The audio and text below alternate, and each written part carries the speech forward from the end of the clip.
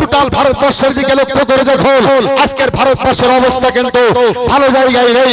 আমি আগেই গোড়াতেই বলেছি, আবারও বলছে, মুসলমানের আল্লাহ ছাড়া আর পৃথিবীর জমিনে কেউ নেই। ফিরতে হবে আমাদের, মারামারি নয়। যে যে মতবাদের মানুষ সেখানটায় আপনি অটুট ভাবে দাঁড়িয়ে যান, আপনি আমল করুন। আপনি আপনার জায়গা ঠিক আছে, আমি আমার জায়গা ঠিক আছি, মাওলানা মাওলানার জায়গা ঠিক আছে। ঝগড়া নাই, ঝামেলা নাই, একটা প্ল্যাটফর্মে আসুন, দেখবেন আল্লাহর তরফ থেকে এই মুসলমান কওমগুলোকে আল্লাহ রহমত নাজিল করবেন। আমি আপনাদেরকে একটা কথা বলবো, ভালো করে মাথায় রাখুন, এই ফুরফুরা শরীফের আপনাদের একেবারে কাছাকাছি রয়েছে ফুরফুরা শরীফে যিনি হলেন আবু বকর সিদ্দিক রাহমাতুল্লাহ আলাইহি, নামটা আপনারা নিশ্চয়ই শুনেছেন তো ওই আবু বকর সিদ্দিক রাহমাতুল্লাহ আলাইহি উনি তাহাজ্জুদের নামাজ পড়তেন। ওনার জীবনীতে আমরা দেখেছি উনি তাহাজ্জুদের নামাজ পড়তেন। তো তাহাজ্জুদের নামাজ যখন শেষ করতেন, তাহাজ্জুদের নামাজটা শেষ করে দোকানে হাত আল্লাহর কাছে ওঠাতেন। একবার সুবহানাল্লাহ বলেন, আর একটু জোরে বলেন। দোকানে হাত তুলে দুই চোখের পানি বেয়ে বেয়ে, দাড়ি বেয়ে বেয়ে, বুকের জুব্বাগুলো সব ভিজে যেত। আর একবার বলেন না সুবহানাল্লাহ। আমরা কত কেঁদেছি একবারও নামাজ পড়তে যে, দোয়া করতে যে, কখনো আল্লাহর ভয়কে আমরা কেঁদেছি? এক ফোঁটা চোখের পানি যদি আল্লাহর ভয়ে ভয়ে পড়ে যায় আপনার চোখ থেকে, নবী বলেছেন ওই মানুষটার জন্য আল্লাহ জাহান্নামের আগুন তার জন্য হারাম করে দেবেন। জোরে বলুন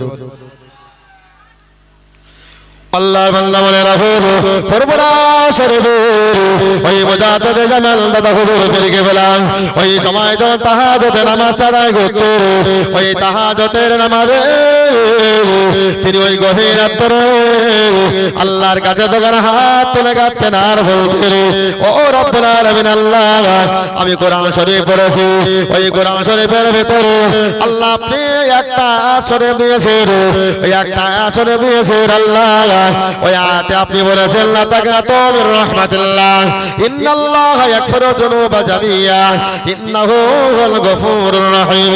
মহান আল্লাহ পাক আল্লাহ তাআলা কোরআন শরীফের ভিতরে ওই লা তাকনাতু মির রাহমাতিল্লাহ এই আয়াত আল্লাহ কোরআন শরীফে দিয়েছেন।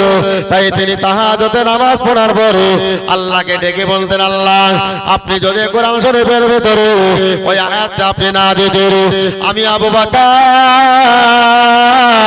আমি বুক ফেটে মারা যেতাম। তার কারণ হলো আল্লাহ আপনি কোরআন শরীফ আয়াতটা দিয়েছেন মানে বান্দা বান্দীদেরকে আল্লাহ আপনি ভরসা দিয়েছেন। তার মানে বান্দা লা তাকনাতু মির রাহমাতিল্লাহ, বান্দা তোমরা আমরা আমার আশা থেকে তোমরা নিরাশ হয়ো না। জোরে বলুন সুবহানাল্লাহ, আরেকটু জোরে বলুন। আল্লাহ বলেছে বান্দা পাপ করেছো, গুনাহ করেছো, তুমি নিরাশ হয়ো না। আমি আল্লাহ কোরআনে তো বলেছি লা তাকনাতু মির রাহমাতিল্লাহ, বান্দা তোমরা আমার আশা থেকে নিরাশ হয়ো না।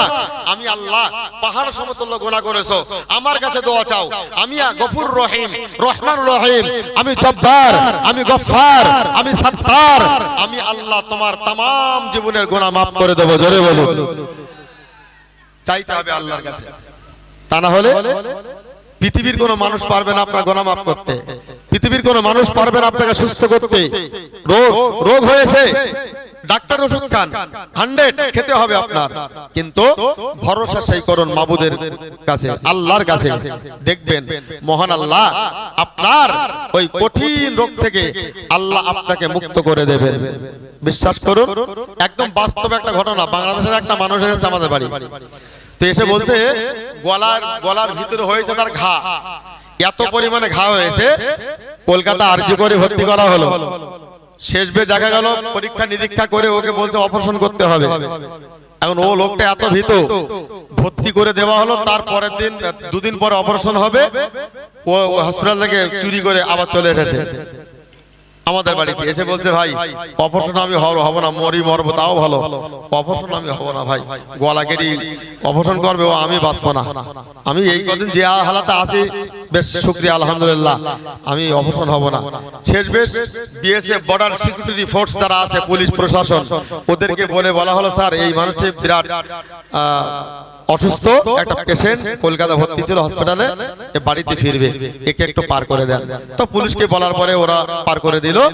বাড়ি যাওয়ার পরে তার বাড়ির উঠানের আঙ্গিনায় সকালবার শীতের সময় একটা বিছানা পাতি ওকে শুয়ে দেওয়া আছে, মানে মাসি নড়ছে তো ও নড়ছে না, এরকম একটা অবস্থা। তো বাড়ির সামনে দিয়ে দেখবেন এখানে বিগত 20-15 বছর পিছনে যান, ওই হেতুটি ডাক্তার যেত না, কক ডাক্তার রাস্তা দিয়ে, তো ওই হোমিওপ্যাথিক ওষুধ নিয়ে যাচ্ছে, যেতে যেতে বলছে ও মানুষটা ওরকম করে শুয়ে আছে কেন, বলে ওর গলায় ঘা হয়েছে, ইন্ডিয়া থেকে ডাক্তাররা ফেরত দিয়েছে, মানে ও চুরি করে এনেছে এই কথাটা না, বলে ফেরত দিয়েছে। তা যাই হোক, তা বলছে তাই তো, ওর রোগটা কি? তা বলে ওর গলায় ঘা, কিছু খেতে পাচ্ছে না, পানি খাচ্ছে তার জ্বালা করছে। তা বলে তাহলে আমি একটু দেখবো। বাড়ির লোক বলতে কি এমবিবিএস ডাক্তার সব ফেল, আর তুমি কোনে কক ডাক্তার হেতুড়ি মাল, তুমি ওরে ঠিক করবা? তখন বলছি তাও কথা মন্দ না, তখন তাও বলছে ভাই অন্তত ও তো মারা যাবে, তো অন্তত একটা বার দেখতে দেন আমার ওষুধ খেতে হবে না, দেখি ওর ব্যাপারটা কি হয়েছে। ঠিক আছে, এমবিবিএস ডাক্তার তো সব ফেল, তা যান দেখেন। তো ওই আগে দেখবেন বড় বড় এমবিবিএস হোমিওপ্যাথিক ডাক্তার যারা, ওরা ওই ছোট্ট ছোট্ট এরকম পানি ওষুধের ওই বোতল খুলতো না, শিশুরি খুলে এক টপ করে বল জিভ বার করো, জিভি দিত, বলে যাও চলে যাও, বলে এক টপে কাজ হয়, বলো 1 কোটি কাজ, 1 টপে কাজ, তুমি যাও, অসুবিধা নেই। এখন ও উঠোনে শুয়ে রয়েছে, এখন ওরে ওই বোধ হয় যে জিভ বার করো, তো দেখে জিভ টিভি সব ঘা হয়ে গেছে ভাই। আচ্ছা জানেন ভাই, আল্লাহ কার মাধ্যমে আল্লাহ কার রোগ ভালো করবে কে জানে? কেউ জানে না। এখন ওরা বলে জিভটা বার করো, দেখে জিভেও ঘা, ওরে একটা ওষুধ দিয়েছে, দিয়েও ফাইলটা ডাক্তার ফেলে দিয়েছে। ওই ওষুধটা খাওয়ার পরে বলতে কেমন হচ্ছে, বলছে আপনি ওষুধটা গালে দিয়েছেন, আমি মনে মনে ভাবছি যা ভেতরে আছে নাড়ি ভরি সবকিছু পুড়তে পুড়তে পুড়তে পুড়তে তলার দিকে যাচ্ছে। বলে তলাকে যাচ্ছে মানে তুমি জীবনে বেঁচে গেছো। বলে আজকে ছুঁয়ে থাকো, আগামীকাল আবার এসে আবার এক টোপ দেবো। বলে তোমারও টোপ ভাই, আমি আর নোংরা, তুমি যাও দিন। তখন আর টোপ তোমার আরেকটা নিতেই হবে। এখন তারপরে দিন এসেছে, ও তখন মোটামুটি এবার পানি টানি ভালো খেতে পাচ্ছে, এক টোপে 2 টোপ যখন ওরে দিয়েছে, তখন ও কিছুদিন পরে মোটামুটি পুরো একদম সুস্থ। তার মানে আল্লাহ কোন ওষুধে কাজ করিয়ে দিয়েছে আল্লাহ পাক ভালো জানে, ঠিক না ভুল? এই জন্য ভরসা রাখতে হবে আমাদের। আমার আব্বাজান ভাইরা, আমার মায়েরা বোনেরা, ঠান্ডা মাথায় কথাগুলো মাথায় রাখো। দিনের নবী মুহাম্মদুর রাসূলুল্লাহ সাল্লাল্লাহু আলাইহি ওয়াসাল্লাম ওই গভীর রাতে সবাই যখন ঘুমিয়ে পড়েছে, আল্লাহর নবী মুহাম্মদুর রাসূলুল্লাহ সাল্লাল্লাহু আলাইহি ওয়াসাল্লাম ওই গভীর রাতে যখন মদিনার কোন রাস্তায় বেরিয়েছেন, আল্লাহর নবীর মনে মনে চিন্তা হলো, দেখি না এই সারা রাত আমি এই মদিনার অলিতে গলিতে ঘুরে ঘুরে দেখব আমার কোন সাহাবা, আমার কোন সাহাবী তারা ঘুমিয়ে রাত কাটিয়ে দেয় না, আল্লাহর ইবাদতে রাত কাটিয়ে দেয়। জোরে বলুন না সুবহানাল্লাহ। আল্লাহর নবী বলছে আমার কোন সাহাবী ঘুমিয়ে আছে না আল্লাহর ইবাদতে রাত কাটিয়ে দিচ্ছে, আমি নবী এটা দেখতে চাই। যিনি হলেন রাহমাতুল লিল আলামিন, যিনি হলেন আপনার আমার ঈমান, রাতের ঘুম হারাম করে দিয়েছেন নবী আমার, দিয়ে বেরিয়েছেন, টুকটুক করে বেরিয়েছেন। বাবু এই আবু বকর আর ওমর কেমন মানুষ জানেন? আবু বকর ছিলেন নরমপন্থীর মানুষ, একটু সুবহানাল্লাহ বলেন, আর একটু জোরে বলেন। আর ওমর ছিল গরমপন্থীর মানুষ, তাহলে জোরে একটু আরো সুবহানাল্লাহ বলেন, আর একটু জোরে বলেন। তিনি গরম মানুষ কোন দিক থেকে ছিলেন? অন্যায়ের বিরুদ্ধে প্রতিবাদ করার জন্য তিনি ছিলেন গরম। কোরআনের বিরুদ্ধে কথা বলেছো, তোমার ধর আর মাথাটা আলাদা হয়ে যাবে। নবীর বিরুদ্ধে কথা বলেছো, তোমার ধর আর মাথাটা আলাদা হয়ে যাবে। তিনি হলেন ওমর, আর ওমর মানেই হলো সত্য মিথ্যার পার্থক্যকারী। জোরে বলুন। আল্লাহর নবী গভীর রাত্রি বেরিয়েছেন, চলতে চলতে চলতে। ভাই আমরা কয় ওয়াক্ত নামাজ পড়ি? জোরে বলেন, আর একটু জোরে বলেন। 5 ওয়াক্ত নামাজ। মক্কা মদিনার মানুষরা কয় ওয়াক্ত পড়ে? বলেন বলেন। আলহামদুলিল্লাহ। হাজী সাহেব শুনেছেন, যারা হাজী সাহেব আছে দেখবেন মক্কা মদিনার জমিনে যেখানে এক কথা কোরআন হাদিসের আইন চালু আছে, সেখানে 6 ওয়াক্ত নামাজ হয়। একটু সুবহানাল্লাহ বলবেন না? আর একটু জোরে বলেন। তাহাজ্জুদের আযান হয় গভীর রাতে, ভারী রাতে যখন আযান হয়, আল্লাহু আকবার, আল্লাহু আকবার, আশহাদু আন্না মুহাম্মাদার রাসূলুল্লাহ। ঠান্ডা হয়ে যাবে। আল্লাহু আকবার। ওই ভারী রাত্রে আযান দেখবেন শুনতে মধুর লাগে। আর মক্কা মদিনার আযান ওদের দেওয়ার একটা ঢং আলাদা ভাই, বিশ্বাস করেন তো। মক্কা মদিনার মানুষেরা শক্ত নামাজ পড়ে। রাসূলুল্লাহ গভীর রাত্রি বেরিয়েছেন, ওই ধরেন আবু বকরের বাড়ি ওরকম জায়গায়, এরকম নবী দাঁড়িয়ে আছেন উঠানের একেবারে শেষ সীমানায়। দেখে আবু বকর তাহাজ্জুদে নামাজ পড়তে দাঁড়িয়েছেন, তাহাজ্জুদ। আর আমরা ঘুমুতি বাল্লি বাসি, আর নাক যা বাসি দেবেন না তা চোর বুঝি দেবেন, মাল ঘুমিয়ে দেবেন, যা নেওয়ার দরকার নেই বেরিও। তো ঘুমিয়েছে। এখন মোটামুটি রাসূলুল্লাহ দেখছে আবু বকর তাহাজ্জুদে নামাজে নিয়ত বেঁধে শুরু করেছে সূরা ফাতিহা, তারপরে কোরআন শরীফের সূরা রহমান, জোরে বলুন না সুবহানাল্লাহ। যেটা কোরআন শরীফের সূরা রহমানকে তাজ বা মুকুট বলা হয়। আল্লাহু আকবার। কত সুন্দর সূরা, তিলাওয়াত করবেন দেখবেন খুব ভালো লাগবে। ওই কোরআন শরীফে মানুষ রয়েছেন, জিজ্ঞাসা করে দেখবেন কোরআন শরীফে একটা আয়াত 31 বার বলেছেন আল্লাহ, 31 বার। কবার বলেছি? فبأي آلاء ربكما تكذبان। তার মানে আমার আল্লাহ বললেন, ও জগতের বান্দা বান্দী, তোমরা মনে রাখো আমি আল্লাহ তোমাদেরকে বলে দিলাম, তোমরা আমার কোন কোন নিয়ামতকে বান্দা অস্বীকার করো। যদি তোমরা আমার নিয়ামতগুলো অস্বীকার করো বান্দা, আমি আল্লাহ তোমাদের বলে দিলাম, আমার নিয়ামত যদি তোমরা অস্বীকার করো, তোমাদের জন্য রয়েছে আমার কঠোর জাহান্নাম। 31 বার বলেছেন। তার মানে বান্দা আমার নিয়ামত তোমরা অস্বীকার করো না। ওই নিয়ামত স্বীকার করলে ইন্নাল মুত্তাকিনা ফি জান্নাতি ওয়া নাহার, জোরে বলুন না সুবহানাল্লাহ। কোরআন বলেছে আমি আল্লাহ তোমার জান্নাত দেব, শুধু জান্নাত না, ওই জান্নাতের তলদেশে নহর সমূহ আমি প্রবাহমান করে দেব। আরেকবার বলুন না সুবহানাল্লাহ। আজকে কোরআন মানতে শিখিনি আমরা, বিশ্বাস করুন রাসূলুল্লাহ দেখছে আবু বকরের কোরআন তেলাওয়াত। আহারে, আবু বকর কোরআন তেলাওয়াত করছে, বিরাট জোরেও না আস্তেও না, এই অবস্থা করেই শেষ করবে ইনশাআল্লাহ। তো রাসূলুল্লাহ আবু বকরের কোরআন তেলাওয়াত শুনছে, আর রাসূলুল্লাহ বাচ্চা ছেলের মতন কাঁদছে। সুবহানাল্লাহ বলেন, আর একটু জোরে বলেন।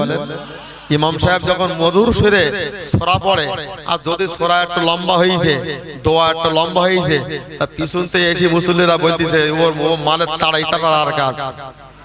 এদিকে যদি হয় না, আমাদের দিকে মাসে মাসে ওই ইমাম পাল্টায় ভাই, বিশ্বাস করেন আমাদের এইদিকে। আল্লাহ বান্দা বলে রাখো কোরআন শরীফের সূরা ফাতিহা শরীফ যত বড় হয় নিত্যনতুন বলে মনে হয়।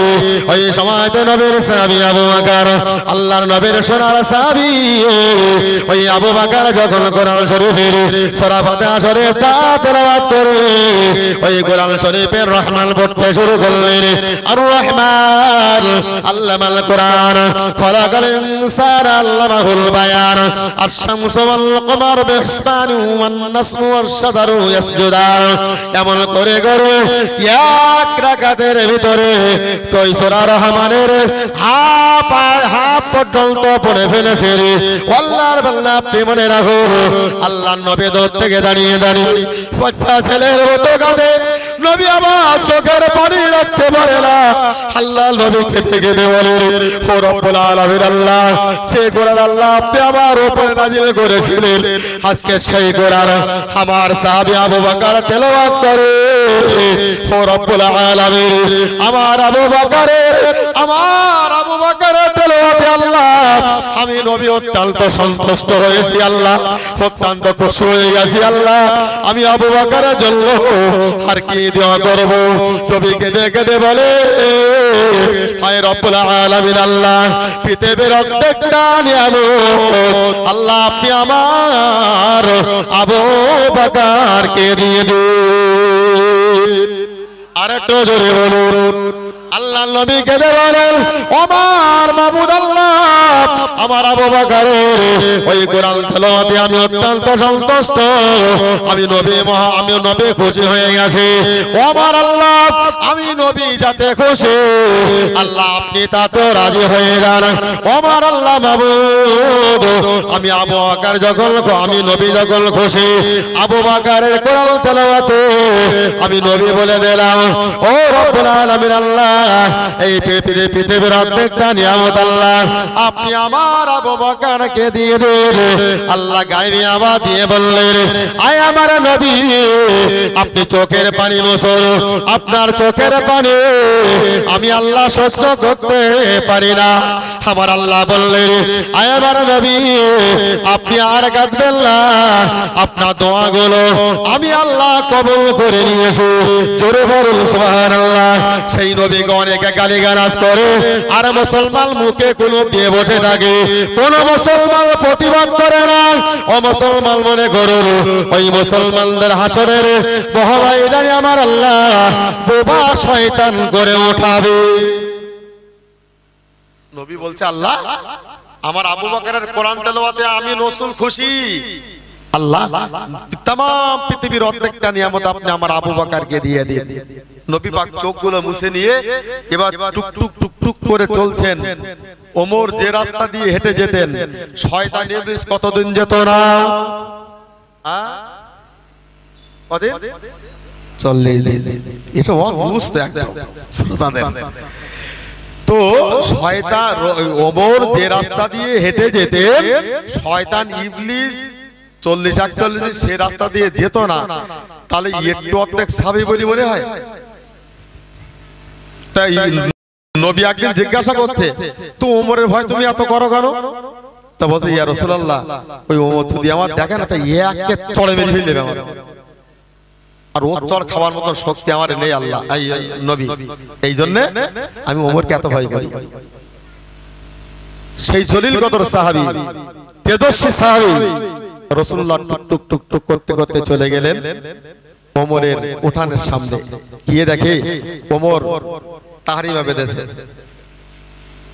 আল্লাহু আকবার বলে বেঁধেই কোরআন পড়তে শুরু করেন, সূরা ফাতিহা। তারপরে কোরআন শরীফের পড়তে শুরু করলেন সূরা ইয়াসিন শরীফ। ইয়াসিন আল কুরআনিল হাকীম ইন্নাকা লা মিনাল মুরসালিন আলা সিরাতিম মুস্তাকিম। যেটা বলা হয় কোরআন শরীফের হৃৎপিণ্ড। মানুষের হৃৎপিণ্ড না থাকলে যেমন মানুষ বাঁচে না, কোরআন শরীফের সূরা ইয়াসিন শরীফে হৃৎপিণ্ড বলা হয়। বাবু, তো কোরআন শরীফের সূরা ইয়াসিন তেলাওয়াত করছে আবু বকর। জোরেও নাই, আস্তেও নাই, মিডিয়াম সুরে কোরআন তেলাওয়াত করছিল তাহাজ্জুদের নামাজে। আর ওমর তাহাজ্জুদের নামাজে সূরা ইয়াসিন বিরাট জোরে জোরে তেলাওয়াত, গলা ছেড়ে দিয়ে তেলাওয়াত করছে। নবী অনেক দূর থেকে শুনতে পেলেন। ওমরের ওই কোরআন তেলাওয়াত শুনে নবী আবারও বাচ্চা ছেলের মতন ডুগরে কেঁদে উঠলেন। একবার জোরে বলা যাবে সুবহানাল্লাহ। আমার বাদাল ভাইরা, আমার মায়েরা বোনেরা, ঠান্ডা মাথায় কথাগুলো মাথায় রাখো। দিনের নবী মুহাম্মদুর রাসূলুল্লাহ সাল্লাল্লাহু আলাইহি ওয়াসাল্লাম যখন আবার বাচ্চা ছেলের মতো ডুবে কেঁদে উঠলেন, আল্লাহর নবীর সাহাবী ও ফারুক আযম ওমর রাদিয়াল্লাহু আনহু কোরআন শরীফের ভিতরে সূরা ইয়াসিন শরীফ যখন তেলাওয়াত করছেন, আল্লাহর নবী এই জন্য কাঁদলেন। ওই দোকান হাত তুলে আল্লাহর কাছে দোয়া চাইলেন, ও রব্বুল আলামিন আল্লাহ, এই ওমর একদিন আমার গলা কাটার জন্য, এই ওমর একদিন আমার, ও রব্বুল আলামিন আল্লাহ, এই ওমর আমার একদিন গর্দান কাটার জন্য, ধর আর মাথাটা আলাদা করার জন্য, 100টা উটের লোভে আমাকে খুন করার জন্য, আমাকে মার্ডার করার জন্য এই ওমর খোলা তরবারি নিয়ে, ও রব্বুল আলামিন আল্লাহ, এই ওমর একদিন আমার দরবারে এসেছিল। ও আমার মাবুদ আল্লাহ, এই ওমর একদিন খোলা তরবারি নিয়ে আমার দরবারে ছুটে ছুটে এসেছিল, কিন্তু রব্বুল আলামিন আমার ব্যবহারে ওমরের তরবার পড়ে গিয়েছিল।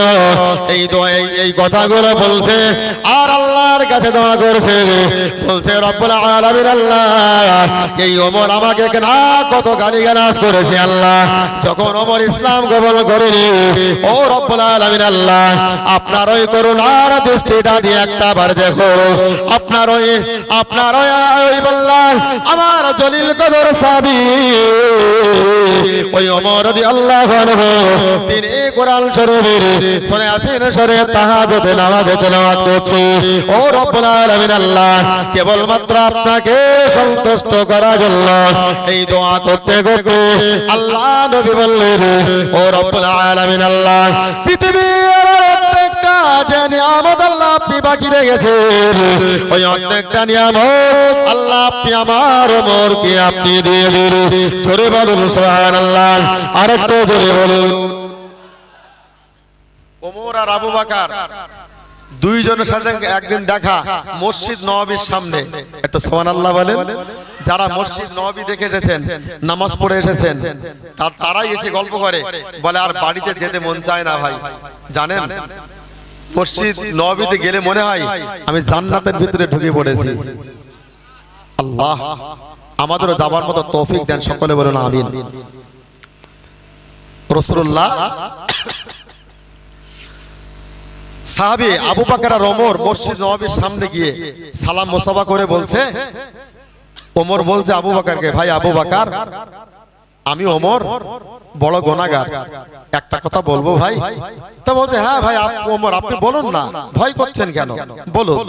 তো ওমর বলছে ভাই আবু বকর আপনার একটা রাতের আমল আপনি আমাকে দেবেন, আর আমার টোটাল জীবনের ইবাদত আমলগুলো আমি আপনাকে দিয়ে দেব। কেরাম মানুষ বলে মনে হয় একটু মানুষ তারা রাতের পর রাত ইবাদত করেই গেছে, আল্লাহর পাক কালাম কোরআন তেলাওয়াত করেই গেছে। রাসূলুল্লাহ ওমরের জন্য দোয়া করে চলে গেলেন মসজিদ নববীতে। কিছুক্ষণ পরেই চলে গেছেন হযরতে বিলাল, গিয়ে দেখে নবী দোয়া করছে। আমার বাদাল ভাইরা, আমার মায়েরা বোনেরা, ঠান্ডা মাথায় কথাগুলো মাথায় রাখো। আল্লাহ নবী মুহাম্মদুর রাসূলুল্লাহ সাল্লাল্লাহু আলাইহি ওয়াসাল্লাম তোকার হাত তুলে আল্লাহর কাছে দোয়া চাই, ও রব্বুল আলামিন আল্লাহ আমি পৃথিবীর জমিন ছেড়ে যখন চলে যাব, ও রব্বুল আলামিন আল্লাহ, আল্লাহ নবী বলেন আমি এই চলে যাওয়ার পরে আমার গুনাহগার উম্মতের উপায় কি হবে? এমন করে করে আল্লাহ নবী উম্মতের জন্য দোয়া করে। আল্লাহ আপনি মনে রাখুন, আল্লাহ নবী ইন্তেকালের সময় চিন্তা করেছিলেন হাসরের ময়দানে ও নবী আমার চিন্তা করবে। সেই নবী আমার মসজিদ নববীতে আল্লাহর কাছে দোয়া করেন আর কাঁদেন। ওই সময় হযরত বিলাল গিয়ে হাজির। আল্লাহ নবী দোয়া শেষ করলেন, বিলালকে বললেন বিলাল ফজরের রক্ত কি হয়ে গেছে বিলাল? ওই সময় বলে ইয়া রাসূলুল্লাহ ইয়া হাবিবাল্লাহ হুজুর ফজরের রক্ত হয়ে গেছে, আপনি অনুমতি দিলে আমি বিলাল আযানটা দেব। হযরত বিলাল তোতলা ছিল, হযরত বিলাল ছিল কোচ্ছে চেহারার মানুষ, কিন্তু বিলালের ওই তোতলা আযানটা আমার আল্লাহ বড় ভালোবাসতেন। জোরে বলুন সুবহানাল্লাহ। চেহারা খারাপ হতে পারে, নাইজেরিয়া দেখেছেন, নাইজেরিয়া হাবশি দেশ, সেই দেশের একটা মেয়েকে যদি এই দেশের একটা ছেলেকে বলা হয় তোর 1 কোটি দেবো বে করতে হবে, বল ভাই আমার মাফ করতে হবে, আমার পৃথিবীতে ডুবে করবো। সেই দেশের মানুষ বেলাল। আজকে সেই বেলালের সম্মান কে দিয়েছেন? কিসের খাতিরে? মসজিদ নববীর মুয়াজ্জিন কে বানিয়েছিলেন? নবী তৈরি করে দিলেন। আল্লাহু আকবার। এত বড় পাওয়ার সেই বেলাল আযান শুরু করলেন। সাহাবীরা ঘুম থেকে উঠে দেখে বেলালের আযান, জামা নিয়ে দৌড়াচ্ছে পাগলের মতো, খালি গায়ে জামা হাতে করে দৌড়াচ্ছে, কেউ খালি পায়ে, কেউ জুতো হাতে করে নিয়ে সব দৌড়াচ্ছে। মসজিদ নববীতে নামাজ আদায় হবে, আল্লাহর নবীর পিছনে তারা নামাজ আদায় করবে। জোরে বলুন। এই জন্য নবী বলেছেন ও আমার উম্মত উম্মতেরা, যখন তোমরা নামাজ পড়বে তখন তুমি মনে মনে ভাবো এটাই আমার জীবনের শেষ নামাজ। এটা ভেবে নামাজ পড়ো, ওই নামাজটাই আল্লাহর দরবারে গ্যারান্টেড, ওইটাই আল্লাহর দরবারে কবুল। আর আমার নামাজ পড়তেছি ধরি না কিনে আর মন রইছে